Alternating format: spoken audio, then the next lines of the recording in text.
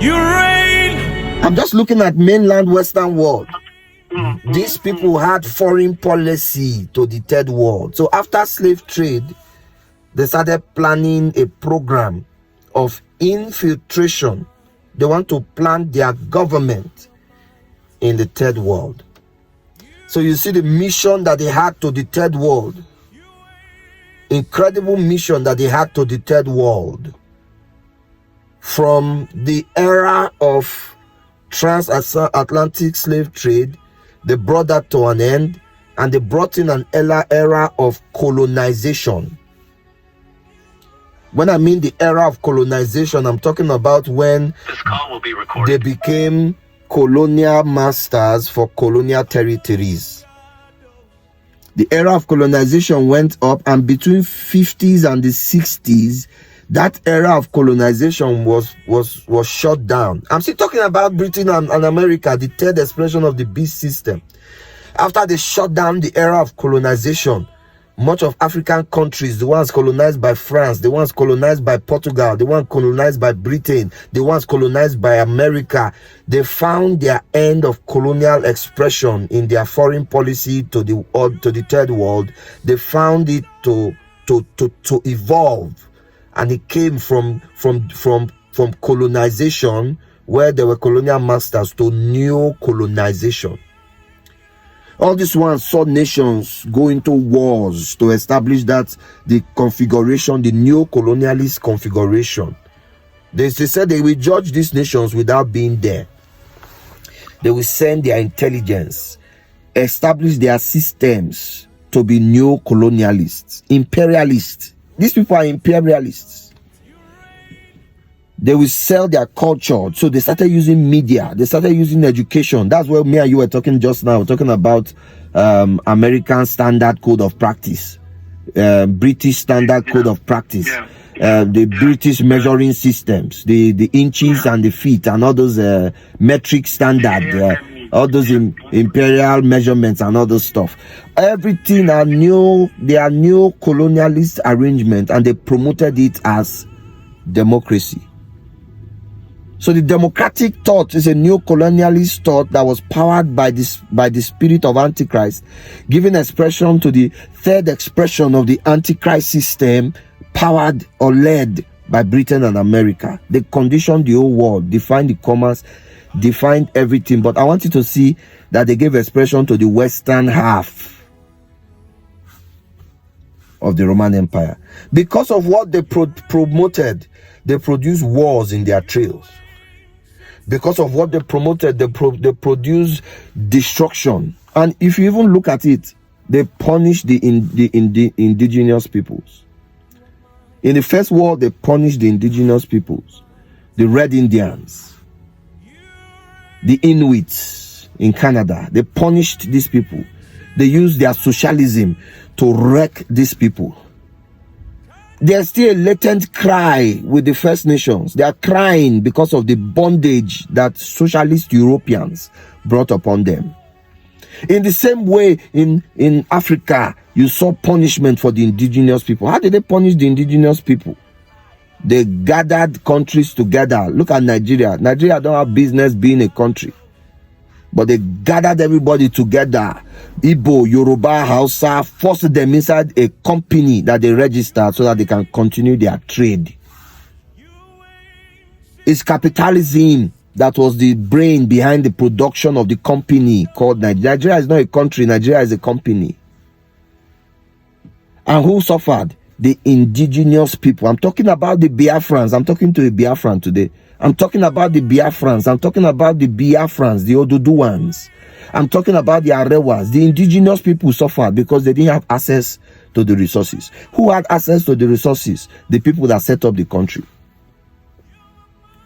Whether these people fought wars, they prosecuted wars for them so that they will estrench their hand on the resources. There were coups, regime changes during that new colonialism. They now said democracy. We are in the Fourth Republic now. They call it the First Republic, the Second Republic. That is, they ran democracy and then it was hijacked. They ran another sexist spell and it was hijacked. All of these were programmed to establish neo-colonialism in Africa. And because of the rise of capitalism, it ruined Africa. It ruined Nigeria. I want to tell you what the British did in Nigeria, the French did in Cameroon with Ambazonia and all those conversations about the liberation of the indigenous people of Ambazonia. What the French did in Cameroon and the British did in Nigeria, the Portuguese did in Angola.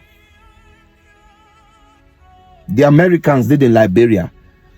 Divide these people so that you will get their resources. It's part of the capitalist program that the Anglo-Americans had as their foreign policy.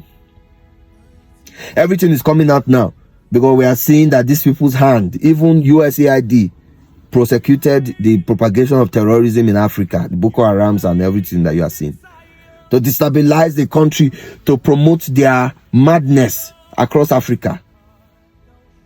Do you understand what I'm saying? So we are looking at a world order that has been defined to give expression to a stage in the evolution of the system of the beast. It's the system of the beast that we are seeing. That's why you look at the culture of democracy, because I captured it a lot in my books. I've written books, but you see, these people are not listening. People are not hearing. They are ensnared by the lifestyle of westernization. They are ensnared by the lifestyle that the PRO media have sold to them. And the churches are not helping matters, because the churches give expression to the religious wing of the Antichrist system. It's powered by the spirit of Antichrist, the churches. I want you to see something, that this Roman Empire has religiopolitics joined. It's a blend between iron and clay. Religion is doing its own part. Politics is doing its own part. So the religious leaders, they're actually giving expression to the Antichrist. The political leaders are giving expression to the false prophet. That's how you see Revelation 13 finding expression. These people have the character of the Antichrist. How do you know the religious people and they have the character of the Antichrist? They are not promoting Christ as king. They are just the religious wing to mobilize the people to vote for the next expression of the character of the beast. That's how it has been in Nigeria since.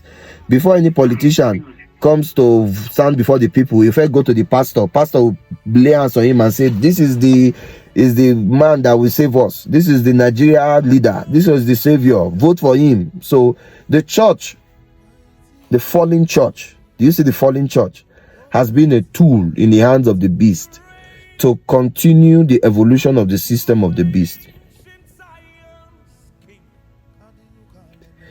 Religion and politics. In the first world, religion and politics. In the third world, religion and politics. Even Russia and China, that are coming to be the last one, they also have their religion and politics expression. We'll talk about that. We're going into that very soon. Look at the Pope giving expression to the Antichrist, the head of the beast, the head of the Antichrist right there. The Pope has a permanent seat in the United Nations General Assembly. The Pope has a permanent seat. Anytime United Nations General Assembly is meeting every September every year, the Pope has a seat, permanent. Nobody is sitting there. Is when the Pope comes, he sits on his chair. Religion and politics. Religion and politics. So, what did you get when the final system of the beast ran? We saw the propagation of Antichrist concepts in the government and the governance of nations. It influenced their marriages. It's when democracy and wokeness came into Africa that we started divorcing. Now you see church owners, GOs, they are marrying their third wives and they are okay with it. How did it happen? It came from the West. Look at the gospels that we are hearing today, prosperity gospel. Where did it come from? It came from the West.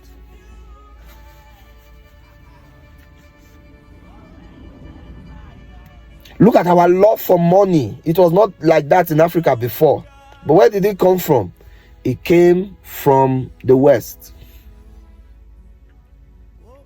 All of this, they are character traits of the man of sin that is producing the people that belong to the world. It came from the West, and it powers the slavery of Egypt. It powers slavery to self. It powers slavery to money, and it wrecked nations. Politicians became slaves of themselves because they learned from the best. And then through that political power, they wreck nations with their greed. They wreck nations with their greed. Now let's take a look at the political system itself, democracy. Democracy and the rule of law. Democracy flows directly from the stream of Cain. Cain in Genesis chapter 4 verse 16, he departed the presence of God, went to a land called Nod. He got affirmation, Nod. He nodded his head. He went to a land. In that land, he knew his wife. God was not there. He had carnal knowledge of his wife.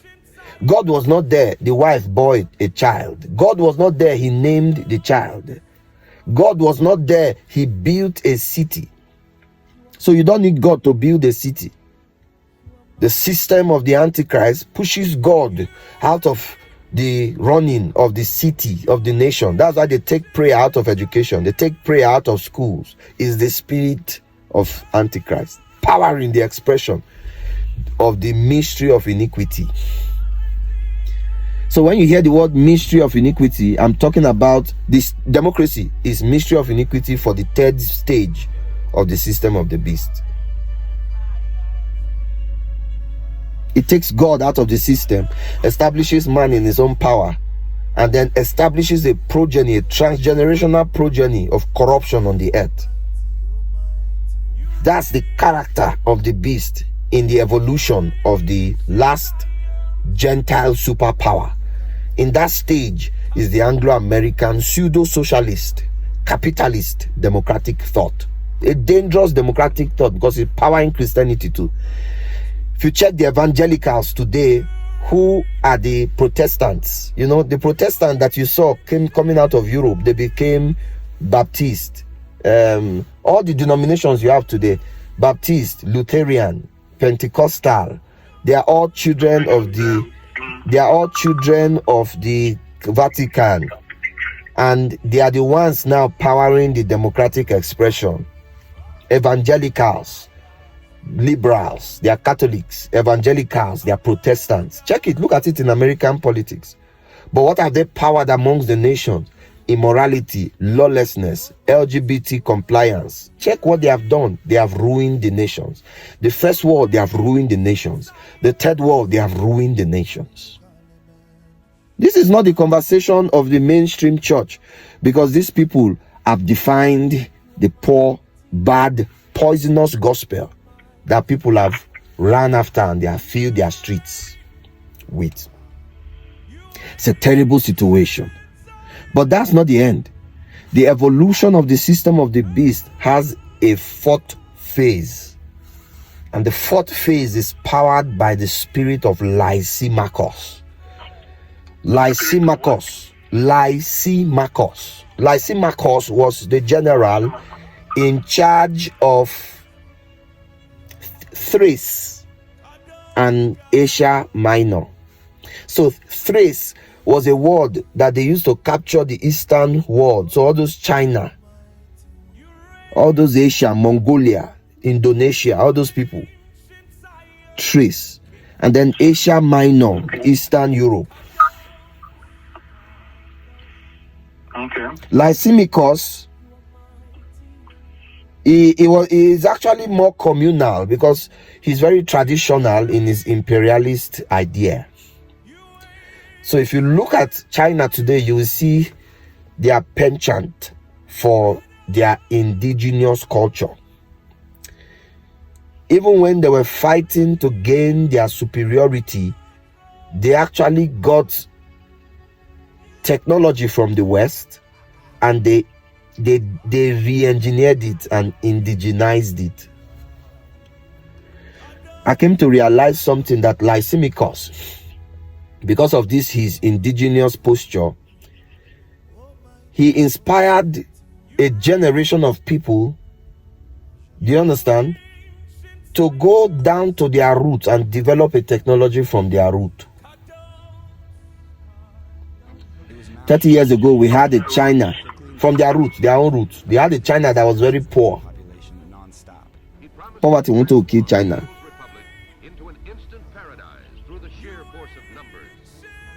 But they captured one of their board game called Go. They infused tech into that board game, and that technology that was produced from the concept of that their board game, like what Yoruba people call Ayo, that they will carry stones and put in holes on a board, or what we call Ludo. The Chinese people put technology into this board game, and it became the building block of the Asian technology. The technology now that is rivaling the technology that the West has. China was able to develop a system because they are very traditional and communal. So when you hear communal, I want you to capture communism. Communism? Communal. They are communal. So everybody is a stakeholder in the building of community. Everybody. The government is the people. So all of us define how we do. So if they want to build a phone, one section will build the cover of the phone. One section will build the chips. One section will build every part of the phone. Then everybody will bring everything and aggregate it to become our phone.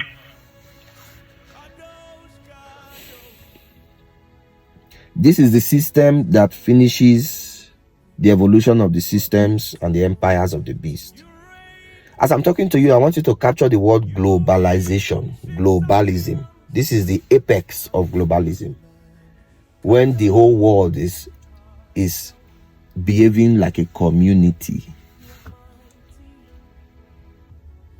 So the final expression of the beast is coming to conversate with the nations, and is going to speak communism to the nations. But it won't just come, because the Western world have painted communism as evil, right? They said, how will the state have control over everything? Right? That's what, if you look carefully, that's what America hates about Russian system, because Russian system is socialist, and socialism is the younger brother of communism.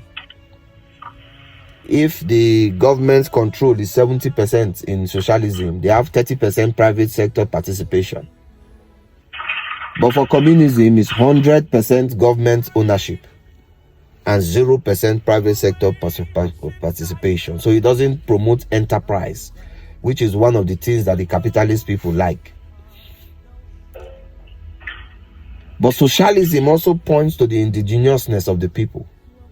It holds their culture as important. It holds their way of life, their traditions, their philosophies as important. That's why Russia doesn't want NATO to come into their land. Don't bring imperialism to this place. We don't want to live like you. We have our way we live, and we like the way we are living. Stay away from us. So it's highlighting the division that the Roman Empire has, East and West. East and West, they don't see eye to eye. When the West wants to do this one, the East wants to do another thing altogether. We don't want to follow that way. But you see, both of us have right to govern the world. The West has had their chance to govern the world. The time comes for the East to rise. But what happens? What makes the East rise? Before every evolution of the Roman Empire, there was a global reset. When the Roman Empire came into Israel, that was a global reset. When the Roman Empire was evolving from the Caesars to the Holy Roman Empire, that was a global reset. The foundation of the emergence of the third Antichrist system, the Anglo-American capitalist democratic system, right, was a global reset. The global reset was Protestant Reformation, was a global reset. There is a global reset that we are prosecuting at this moment. And the landmark event that happened in the world was what happened in 2020, the COVID-19 debacle. COVID-19 represented the end of the era of the West and the start of the era of the East. End of Westernization, start of Easternization.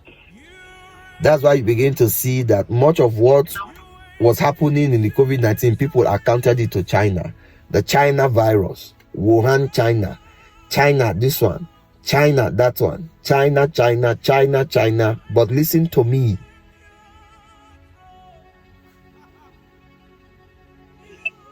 The rise of technology,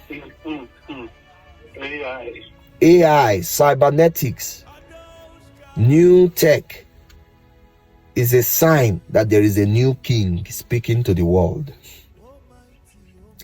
If you go back to the evolution of the world empire from Babylon, when Babylon was going down, paving the way for the Medo-Persian Empire, the Medo-Persian Empire took over world dominance on the back of superior tech. When Medo-Persia was going down and Greece was coming, Greece took over on the back of superior tech. How was it expressed? Through warfare.